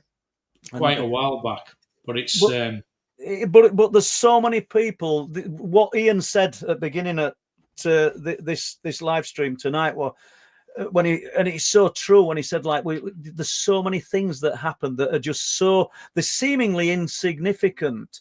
So Sally and her husband entered this sort of strange lower silence, this strange dead zone. But loads of people experience that. How many people, not just in that location, but in other locations, experience that and never say a word about it? And I'm sure there are many, many people. You know, when you've been doing your years ago jaunts, walking about in woodland and things during the night, did you ever experience something like that? Nothing where everything's gone totally still and totally quiet. No. Tell us about the mist. Oh, that mist. Yeah. That was a strange one. Yeah, there was me and a pal was out. We had some high powered torches with us. Let's say, and we're mooching about, all with permission and everything. And in front of us, maybe 100 meters away, there was like a cloud of mist that was above the ground. You could see underneath it. You couldn't see through it, but you could see above it and to the side. So it was just like a band. So we could see it, and I just thought, well, there's obviously a bit of there's wet ground there. So we carried on walking, flicked the lamps on again, and it was still there, but it had moved. So every time we moved, it kept advancing. So the distance between us and this whatever this mist thing was always the same. So if we'd stop, turn the lamps back on, and it was still there. And I'm pretty sure that if we'd have, if we'd have run 100 mile an hour, it would have never caught it. It'd have always kept the same distance. So it just kept, when we advanced, it advanced. Again, bent down, shone the lamps, you could go underneath it, go above it, side to side. And it was just there, this mist type of thing. After a bit, my mate, he just had enough, and he says, "No," he said, "I don't want to go any further." He says, "Can we go back? I don't want to go any further." So I agreed with him. I was more than happy to agree with him. I just said, "Yeah, okay." So we went. What that was, but where that actually was, it was in 2009, very close to Wilsthorpe. Yeah, no, I know that. Yeah, that's very close to Wilsthorpe. Which is fascinating, isn't it? And that's where we was heading. Yeah, we was heading. We was going across from where we was to the cliff tops at Wilsthorpe. So many strange things happened in 2009, and especially around Wilsthorpe.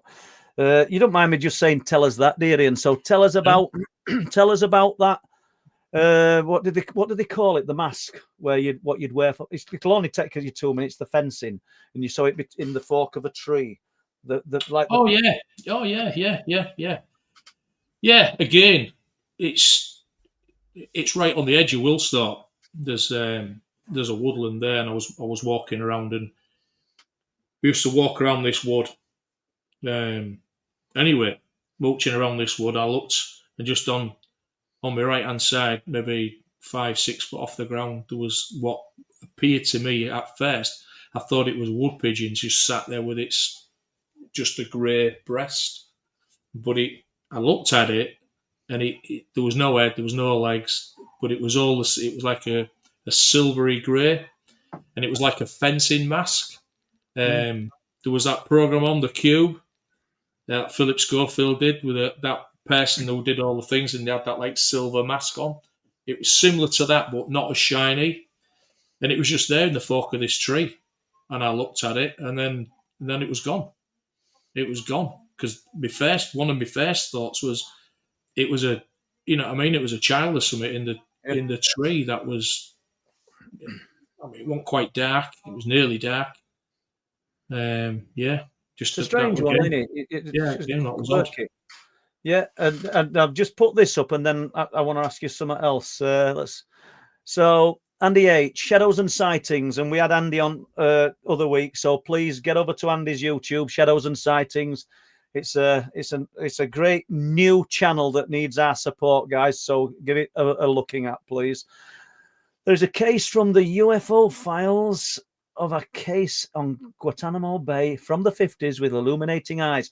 Yeah, so the phenomena goes, or the phenomena of the illuminating eyes goes way back. I think it goes back a lot further, Andy. If we look in old stories of folklore, and you see these stories, there's the Beesendale Lights, which is close. That's up on the wolds, and they talk about seeing a phantom hound with glowing red eyes, and they're going back hundreds of years. The bar guest of East Ayton with the glowing red eyes. So it's brilliant, isn't it? It's amazing. Like Ian said earlier, there's a grain of truth in all of this. Yeah, it's come from somewhere, hasn't it? Absolutely. Right. It's a second-hand story that I'd just like you to share, because I love this story. And we were talking about it the other day. And it's the guy whose dog encountered something in the grass. Just tell us about this. You'll love this, people, honestly. Don't leave the channel until he's told this. Obviously, it's not Close Encounters or all like that, but it's an interesting story. Well, I'll tell you the last bit of it, because I'll tell you the last bit when I've told you the first bit, if that makes sense. That's how it works usually. That's usually how it works. Yeah. I was in a pub, a place called Linford, a long time ago, over 40 years ago now, because I'm still only 21, aren't I? Yeah. Anyways, having a drink, and this fella starts telling us this tale that he was walking down one of the back lanes in Linford, and this fella, straight up, everyday guy, ain't gonna make things up. And he always had his dog with him. It was a black Labrador, if I seem to remember rightly. He's walking down this lane, and all of a sudden his dog just starts pulling, like it's dragging away, trying to get away, really agitated his dog.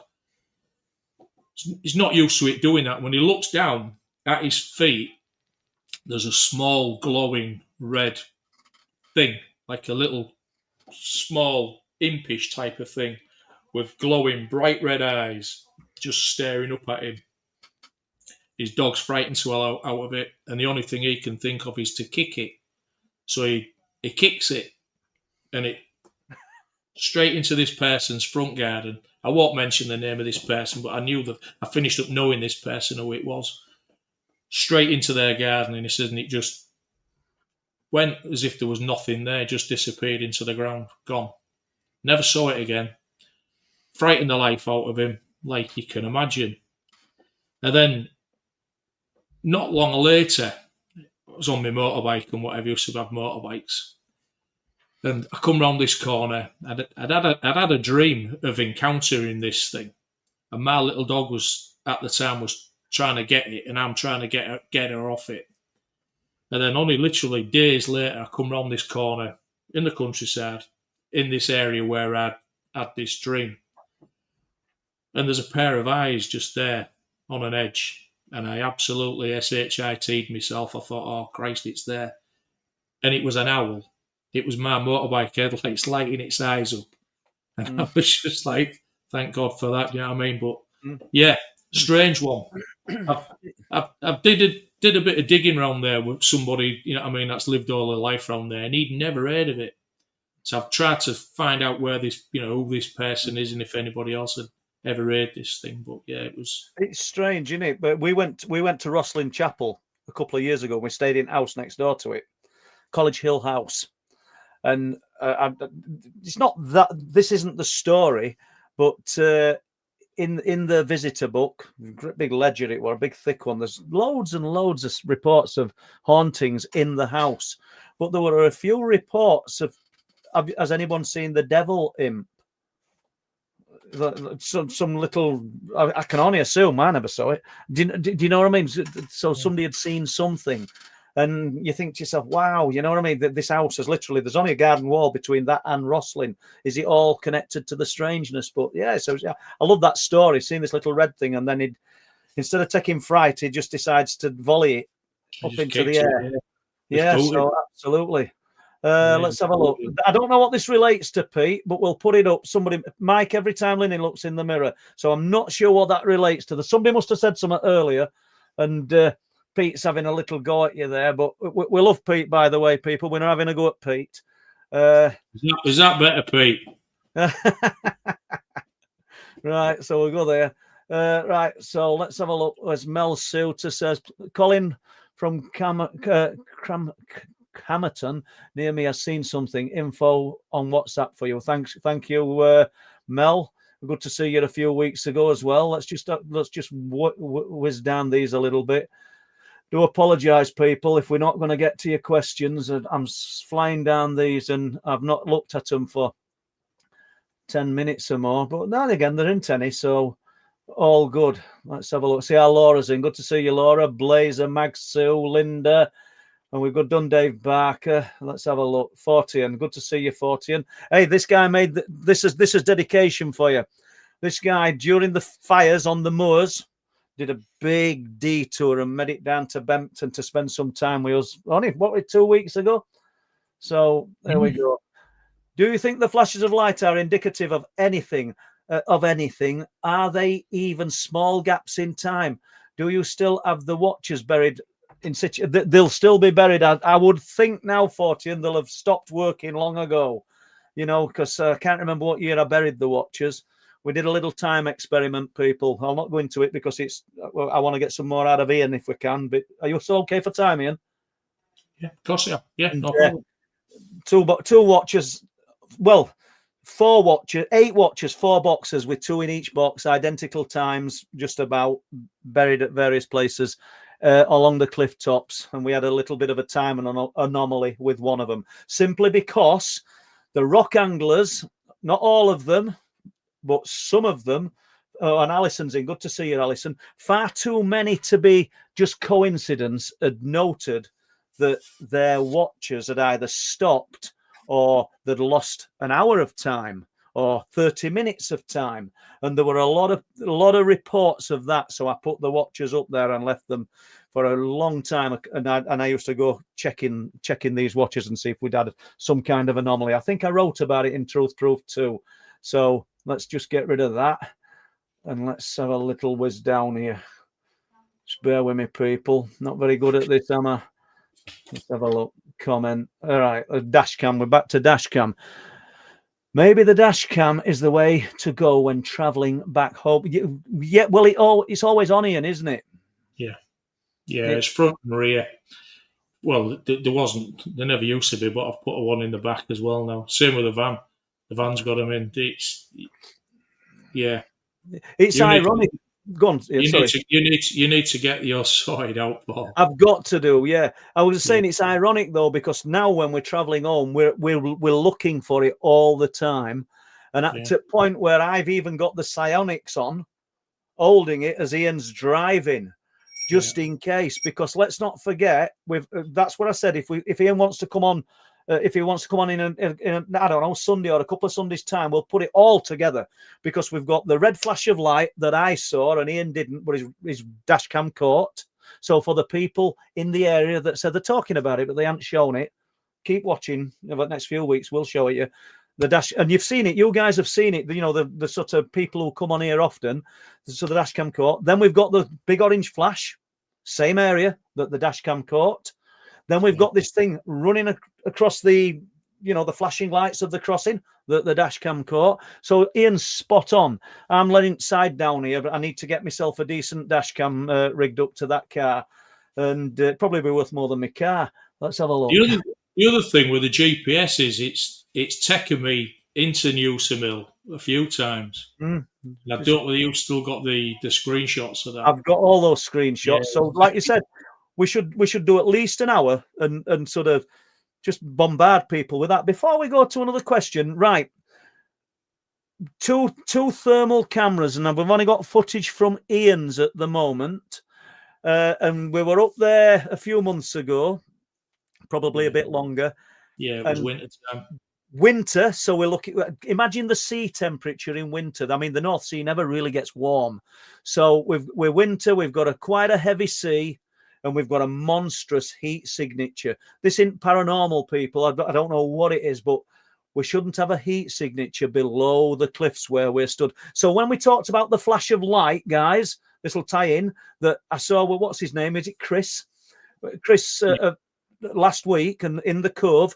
I'm going to show you that cove now. This is on Ian's thermal camera, and you'll see a heat signature where there shouldn't be an heat signature in the winter. Shall we put that up, Ian?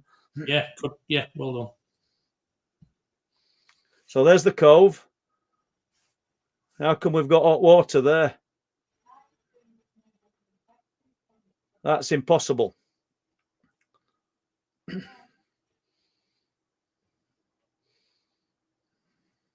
And that's a rough sea. Yeah, I know it's a thermal, so you can't tell, but that is a rough sea. What would you think, Ian? Them waves are going up them rocks. I don't know. Easy 20 foot up the cliffs. Yeah. Easy. I mean, if you look on the left hand side there, you can see how far up they're going now. Absolutely. But if you look back and you can see that when the wave retracts, it's actually warming the water up. It's warming the sea up. You can see now it's like dragging it back, and it shouldn't do that.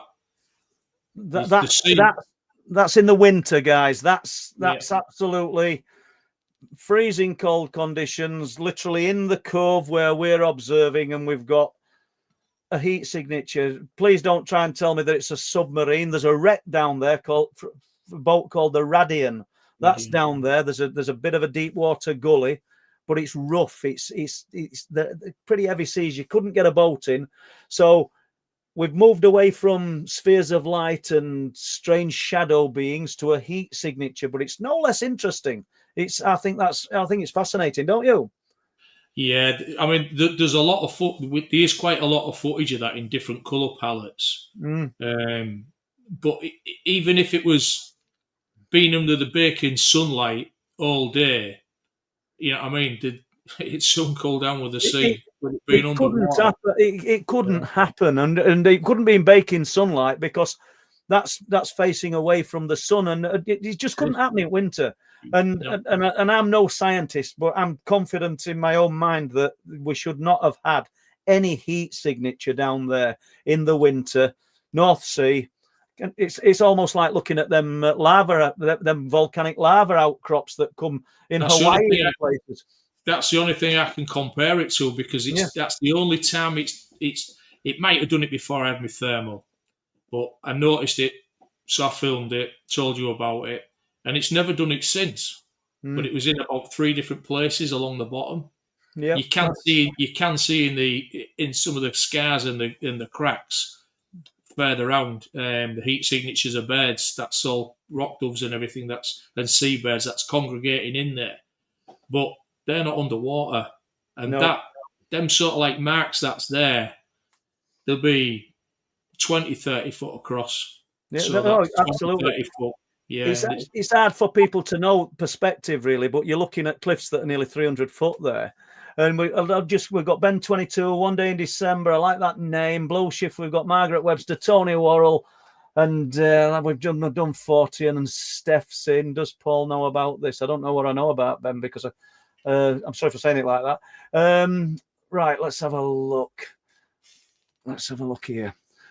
Anyone ever see the flash bulbs in this? Yeah, we have seen them, Greg. It's not so much theories. We think. I'll let Ian say what he thinks. I know what I think. The flashes of light, Ian, that just flare up and die down. I think the satellites. Me too. Yeah, I think the satellites. I mean, some of them, you can see them, that they'll track along and then they'll disappear. And then you'll just get one that's just an odd flash of light. And I think it's just how it's moving and how it's catching the sun. Yeah, and the reason we say that, Greg, is that sometimes when you put the night vision cameras on them, you can actually get a trace of it moving away, and then it'll appear somewhere else. Doesn't mean we're right, Greg, but that's opinion we've sort of formed. But they're interesting, and it does throw people. I can see that, but myself, I think there's some kind of iridium flare, some kind of satellite, but I don't know. We could be wrong. I'd like to be wrong. I mean, but not everything. I think, but probably 99% of it's explainable. But we got Ross Gilbert here. Let's have a look. When you go into these dark places, what's the best pocket to? Oh, Christ! Do you know something, Ross? I don't know, because Jack, who comes up onto cliff tops, he's we would say a torch fanatic. He loves torches. Yeah, honestly, and he really does sort of. He's a connoisseur of torches. I like beer. I like nice beer and stuff, but Jack likes torches. But but the point is, Mark came onto cliff tops other night and he'd bought a torch on one of these sites. I don't know what team or something like that. Yeah. And it looked like Starship Enterprise, but it were really powerful, weren't it? Yeah, it's ridiculous. I mean, I think he paid £20 for it. Yeah. And then we were saying that, 5 or 6 years ago, if you'd have said you'd paid £300 for that, you'd be like, bloody hell, that's a mint torch, is that? And there's some of the stuff that's coming out now they're very powerful. They don't last a real long time, and they're a bit cheap, but for £20, fantastic. Here's a question. Henrietta Carrot, I like name. Will Les ever make a guest appearance? Would be great to see him. I know what he looks like, and I'll give him a ringing week, but I don't think he would for no other reason than, and this isn't me being disrespectful, but what would Les talk about? Seriously, because I did all the research and I put all the stories together, and Les were great at what he did, but I don't think he'd want to talk about UFO accounts or anything like that, because Les doesn't look into them. So that I didn't want to overlook it and somebody think that I'd just sort of sidestepped it for any reason. Let's have a look. Right, Tic Tac. The Tic Tac, described by the latest whistleblower, said the Tic Tac shaped UFO as a mother of pearl inlay. What's that? Reflect. I can't even say the word, Lisa. Showing my, but I don't know, Lisa. I'm sort of so distant from looking at what's out there on internet. So the latest whistleblowers said that it's got a mother of pearl sort of ambience and texture to it, or not texture. What is it? Sheen. I don't know. Maybe it has. We don't know, do we? Because I think now it's come out that a lot of people are saying the Tic Tac is just something man-made. So I don't know. Any views, Ian? No. No, I think a lot of the water's been muddied by AI, hasn't it? All these different things appearing that's now supposed to be real, and it's actually AI generated, isn't it? The images, and the videos. And Chris James, who sent me an incredible. Well, he didn't send me. We actually showed Chris's footage of some. I think it was last year that were really interesting. Private message you in a bit. We need to talk, mate. Need to get Terry and the others involved too. Cheers, Wood Truth Proof. Thank you, Terry. Thank you, Chris. And half at time. I don't miss people's, and I think John Paul Body's in here, so good to see you, John. I see him there. Yeah, Chris James. Right. All right, let's just have a look at this. Hi, gents. As someone who flies a drone, there's an app I use that tells you about no-fly zones. Yeah, the RAF have been testing their jamming tech recently. Could be connected. Yeah, could be. I wouldn't rule that out, Ian, would you? No, not all, because from actually where we stand, you can see the top of Fylingdales, not Fylingdales, Staxon Wold, Yeah, which is the oldest operating radar station in the world, isn't it? absolutely. It's a And sensitive area, just a little bit further up the coast as Fylingdales as well, and there's been exercises going on for the last week, haven't they? yeah, and the footage that we were on about earlier that we've not shown, but we have shown on other previous podcasts what Ian got with his thermal. I don't know what Ian thinks to this, but I wouldn't rule out the possibility that weren't military tech. If you think about it, you've got Ian, you've got myself, you've got Pete, Jeremy. We've not spent millions, but we've spent between us thousands and thousands of pounds on camera equipment, openly saying we're up there trying to film and experience unexplained phenomena. What better reason than to test a bit of tech on some numpties who are stood on them cliff tops? Do you know what I mean? Yeah. Did I just call myself a numpty? Let's see if them unpaid observers pick any of this up. Yeah, Because then just a normal man out walking his dog, or some soldiers on an exercise. That keep your eyes open, lads. Absolutely. Because what were interesting is Ian managed to film that first day with the thermal. Carl, it's not as spectacular what Carl filmed, but we can rule out a vehicle that's throwing off an heat signature because we've got a low light camera in the same area and it can't see nothing. But both on the same day of outings of these thermal cameras, which is interesting, isn't it? In itself. I don't know. Yeah, it's a strange one. Coincidental. Some of the beings I've seen are like ghosts. You can see through them. Yeah, well, Lisa, and these dark shapes on cliff tops, and we say they're really dark, but it's almost, I'd describe them as looking like smoke in shape of people. Just, do you know what I mean? It's the dark, aren't they? It's weird. It's really strange. On Saturday, we was going to mention it earlier. I mean, my wife will be pulling faces at me now, but we went up there on the Saturday. Me, yourself, Carl, and Sarah.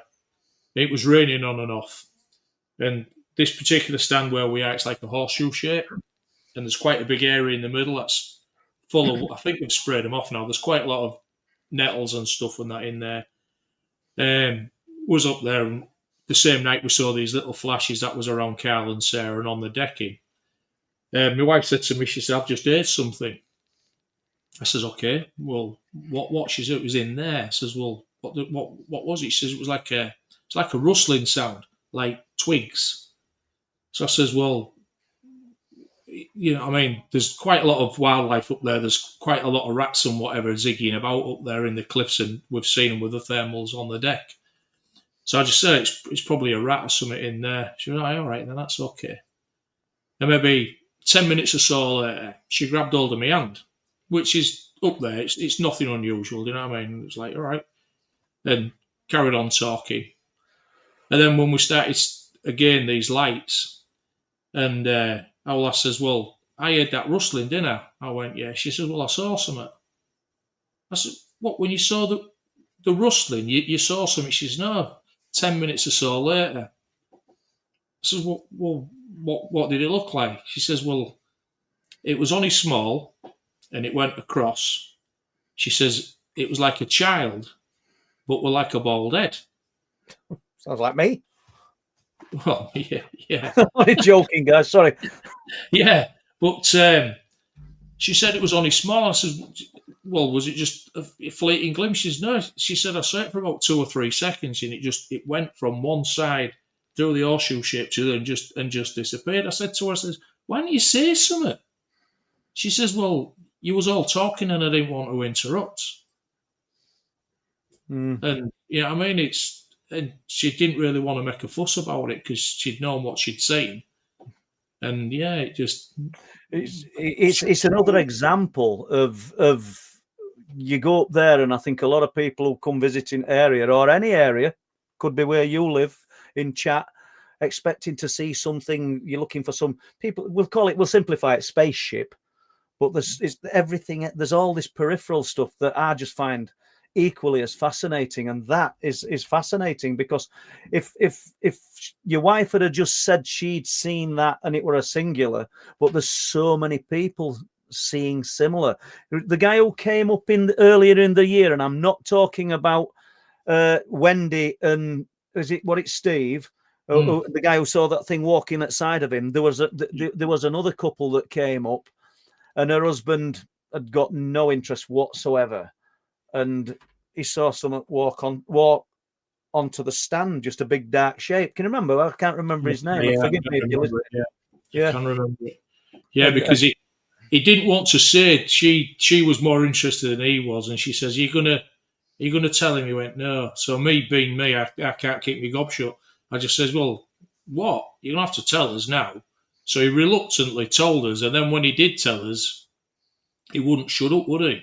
No, it sort of it was like the cork off the bottle. But Yeah. it's just fascinating. And let's just have a quick look here. When we got Sharon and David, we're good to speak to you other day. Keith Skidmore. I think we do this, Keith, but I'll put it up. Paul, Ian, great, interesting show. Camera shake. Have you considered we use monopoles, tripods? We've got cameras now that we just fix as well, that we just leave filming for about 3 hours, and they're literally just filming. We're trying to cover the full 360, but you're right, Keith. I mean, but it's difficult because you're just never ready for it when it happens. That's the idea of having these fixed cameras. But in an ideal world, we'd be at a place like, not Skinwalker Ranch or somewhere, where we'd have cameras fixed everywhere, and we'd be able to just sit and observe monitors in a nice, probably warm surroundings, because I don't think anything they're doing, and no disrespect to them, because I do it myself, is being done stood for hours and hours in freezing conditions. It'd be brilliant to have monitors and be able to watch this from a container or a cabin, wouldn't it? Can you imagine?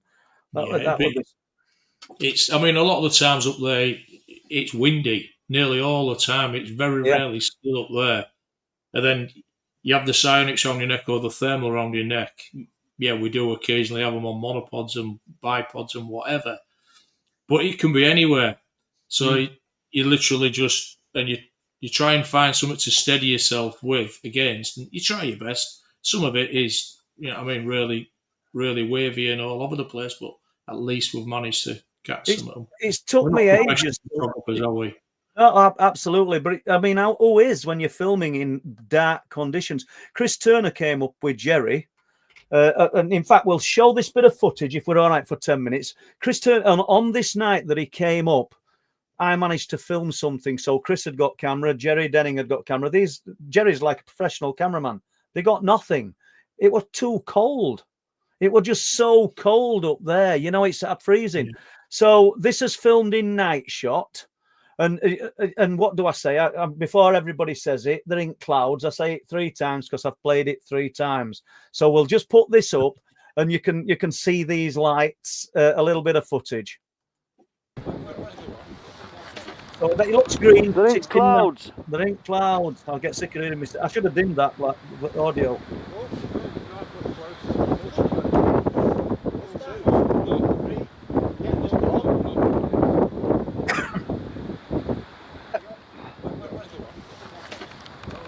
They're in clouds.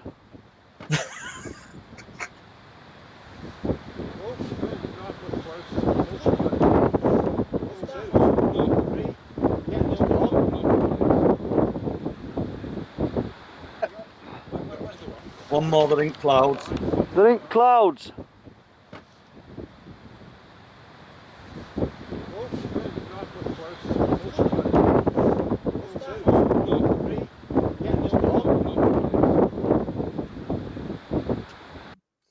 There we go. We'll get rid of the ink clouds. I could have dipped that audio instead of making myself sound like a tit. But was they on the sea? You what? Sorry. Was they on the sea? Over the sea. Is that what he said? Or was he in the clouds? They were in cloud. Got it? Yeah. They're in clouds. But no. So we've not seen the lights for a while, have we? We've not seen anything like that, have we? No. It's been a while since we've seen the true orange ones. Anyway. There were I spoke about this other night as well, but there were a guy came up, John. He's been coming up about 5 or 6 times, hasn't he? Looking, see if he can see anything. And it were only a week Friday, tomorrow, Friday, gone, that he went up there and he managed to see an orange sphere of light, literally 2 to 3 foot off ground, 15 meters in front of him. Once again, it's only verbal. He could be lying. I could be lying. Ian could be. We we have to have a reasonable amount of trust, and I've got faith that this man's telling me the truth. He's travelled a good distance to come up and see if he can see anything unusual. Been 5 or 6 times and seen nothing, and then he saw that, which is fascinating, isn't it? Very much so. I mean, he said it was like an Edison bulb with a filament, an orange filament inside. If I remember right, he said the sphere was like glowing, but it didn't really chuck a lot of light out onto the ground. But again, you sorry to cut across you here, but you said we haven't got the footage of that. Well, a few weeks back, a little bit longer than that, it was Daz and Chris. They came walking back up along the path on the top stand, and they both saw what appeared to them to be like a watch, the size of a watch face glowing above the path. Yeah. They both saw it, they both witnessed it. But when Jeremy had walked up there, because they passed Jeremy at some point on that path, he was walking with a camera, just taking random photos. And when Chris and Das was talking to us about it on the top stand, Jeremy reappeared, and then he became privy to what they'd seen. So he said, I'll just have a look. And he looked back on his camera, and he'd actually managed to take a photograph of it, hadn't he? Yeah. Which is fascinating. Absolutely. Yes. So there is a bit of evidence there that it's not just in people's minds. Let's have a look. So we've got 3 questions, and shall we try and close this up at 9 o'clock, Ian? Yeah. Yeah. So we'll try and get through at least these 3 fairly quick. So, Rod, I wonder if it's a sort of outdoor poltergeist. What are you? And I suppose you're talking about. Are you talking about the clicks because they're heard on the dash cam, or are you talking about the misty type of figures that pass? There's the knocking sound. So yeah, it's all there, isn't it? All the ingredients are there. There was knocking on the on the railing, weren't they? Yeah, I forgot about that. Yeah, there was knocking on the railing, and then we heard that single footstep. Yeah, absolutely. On the bottom of the deck, and both me and you both looked around, expecting to see someone stood there. There's no one there. I didn't hear the knocking on the railing because I'd wandered off into darkness up onto cliffs, but there were 3 of you at least. Were it you, Jack, and Pete? Yeah, there was a on the right in front of us on the railing, which is weird. I mean, that shows some kind of intent, even intelligence, doesn't it? Well, I want to get your attention. It's weird. Yeah. So, right, let's do this one. Let's have a look. Linny, I've seen this black mist that moves quite fast across things. Yeah, and it wasn't just me that saw it though, because I mean, how I explained it to you, Paul, when that chap he explained it, and I hadn't told him. I just said it was black. But his explanation of it, what he saw and what I saw, was very, very similar. Mm. Yeah, it was very similar. So we're going back to the couple that came up here, Lisa. And as they're walking off, Ian's seen the black mass. This black, something that looks, let's just say, it looks blacker than the night. Yeah, and he described something very similar, and he seemed quite truthful. He seemed quite genuine. They both did. I think when she said she'd seen the gold sphere, just because we didn't see it doesn't mean it didn't happen. Let's have a look. Let's just quickly. I've missed a question here, and I don't know. Let's have a look. I think we've done this. Maybe not. Do you think the shadow figure is a ghost of someone or something else? What are your views on that? Both. Okay. I don't think it's always the same thing, personally, because I that's only my take on it. Because if it was a person, it'd be like, I don't know, Nelly the elephant, because it was massive. Mm. And other times it's the shape of it. I mean, Yeah. I don't know. And other times it in all intents and purposes, it just looks like someone, quite a large figure, walking, like a person walking. Yeah. And Lee says, Paul, did you get down to the back of the Hummunby warehouse where you were told about the UFO landing?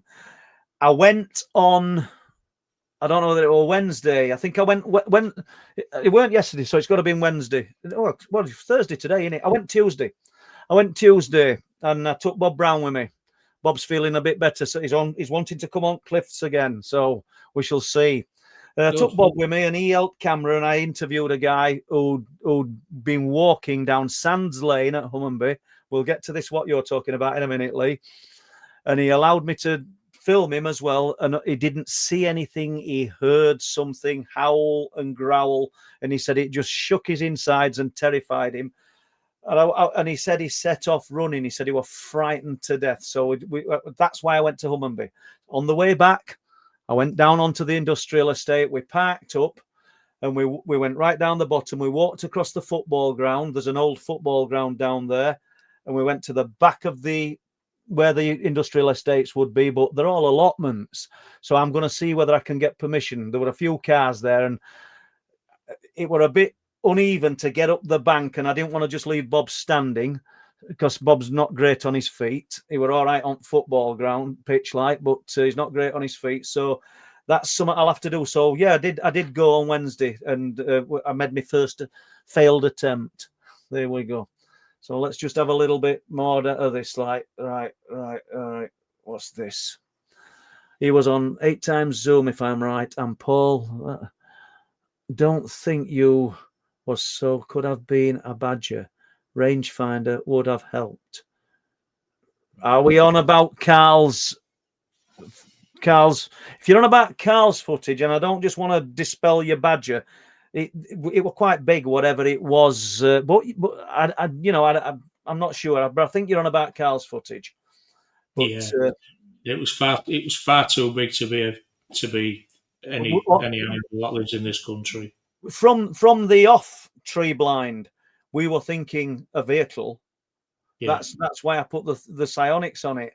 And don't forget, I'm not saying don't forget as though you know us, but we're looking at that spot all the time and around that spot. So we do see deer, hare, badger. But anyway, thanks for your question. And thank you, TA. We're just about running short of time. We'll see if we can just fit one more question in. I hope it's not telling me to close down. I'm just off down here. Let's have a look. Dave Barker, let's have a go. Linny, I've worked the doors and know you have. Did it feel like an ungrateful punter and you took the fallout? Yes, Dave, because you've nearly hit the nail on the head. It was like you're in club and you're having a face-off with someone and you say, right, let's get on with it then. And it starts to happen and 3/4 of them have left you and you've took the brunt of it. That's what it felt like. That I took the brunt of whatever was coming, and I maybe shouldn't have done, but I did. Yeah, I mean that's just me. But yeah, spot on there, Dave. Yeah, spot on. David got the gist of that one, and I think, guys, and I do apologise because, and I said it other week. I says I'll save these questions, and I did. I put them in a folder. I can't find folder, but we'll get them all together. So right, let's just throw this on though. Let's just throw it. I always wonder if the phenomena is a dimensional shift, but rather than entities coming into this dimension, the experiencer is entering the entity's dimension. Could be. Do you know my little theory on this before Ian just adds a minute or so to this if he wants to? I wonder when people go into this, what we've called the lower silence. Well, and I use the guy at Scalby Mills as an example because he was sat up there. He could hear the sea. He could hear even the sound of seabirds because they don't roost and go to sleep on a night like your average birds.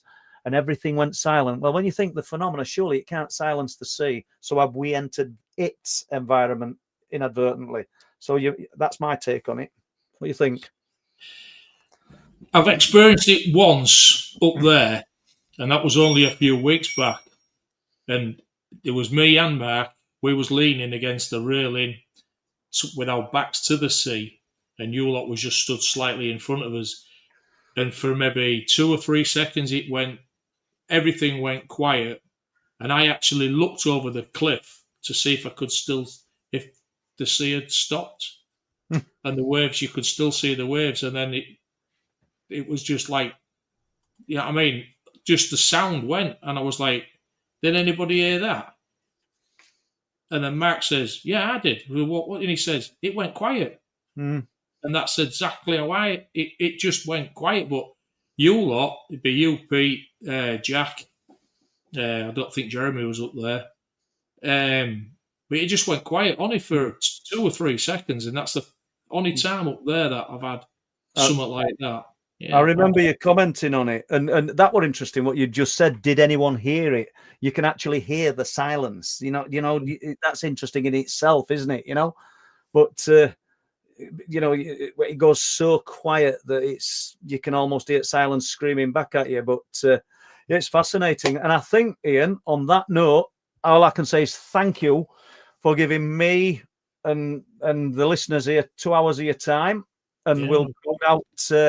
Meet up on Cliffs at some point this week again, or next week. And from myself, I'd like to say thank you very much, everyone, for support, and we'll catch you next time. Take care, everybody. Thank you. Good night. Thank you.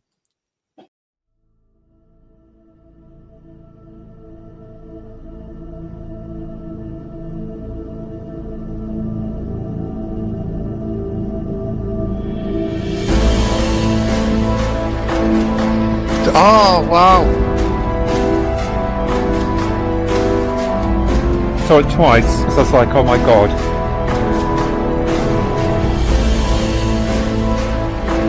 That was just weird.